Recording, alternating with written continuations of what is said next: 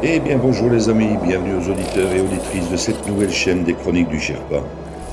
Comme vous allez le comprendre ici, nous allons faire non pas un retour vers le futur, mais bien un retour vers le passé, telle la machine du projet Looking Glass, afin de reprendre les événements en 2020 pour remonter l'actualité vers 2025.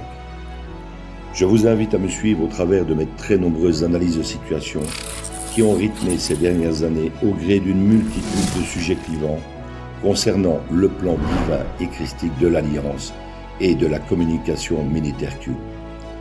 Du nouvel ordre mondial mort-né au nouveau monde et à l'âge d'or qui se profile à l'horizon, vous comprendrez un peu mieux ce plan militaire américain au travers de plus de 155 analyses écrites en temps réel et éditées en podcast par une très belle équipe d'âmes éveillées. Pensez à vous abonner à la chaîne et cliquez sur le pouce si vous en appréciez le travail.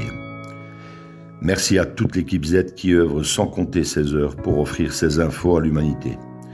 Bonne écoute à tous et à toutes.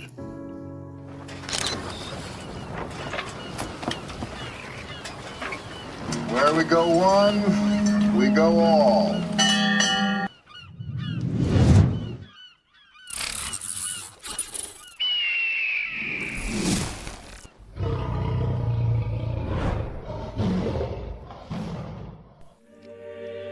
Analyse du 24 septembre 2022, Thierry Pirlot, Sherpa One. L'énigme, Ronald Bernhard. Ronald Bernhard s'avère être une énigme dans le milieu du complotisme. En 2017, j'ai vu la vidéo en entier du témoignage de Ronald Bernhard, une vidéo qui dure plus d'1 heure. Je n'ai jamais douté un instant de sa véracité, pour la bonne et simple raison que j'ai vu et écouté bien pire depuis. Et quand je dis bien pire, dites-vous qu'à côté, le récit de Ronald Bernhard est un conte de Noël pour enfants. Bernhard est hollandais, et c'est un ancien insider de la haute finance. En 2017, il fait des confessions à une journaliste de la TV néerlandaise. Très vite, la vidéo complète fait le tour de la complosphère, à une époque où l'on parle de plus en plus de l'affaire Pizzagate autour des Clinton. Le scandale de Pizzagate provient des codes désignant des enfants dans les mails de Podesta. À l'époque, il fut lui aussi tourné en dérision, tout comme l'affaire du portable de Hunter Biden, qui a explosé début 2022 grâce au travail de lanceurs d'alerte. En août 2020, est paru un article mainstream très long et très poussé pour démonter un à un les arguments de Bernhard, afin de le faire passer pour un affabulateur pédophile. Le journaliste dresse d'ailleurs un tableau sans concession et parsemé de partis pris et d'affirmations gratuites, se posant même la question « Pourquoi Ronald Bernhard est-il toujours en vie, si son récit était vrai ?»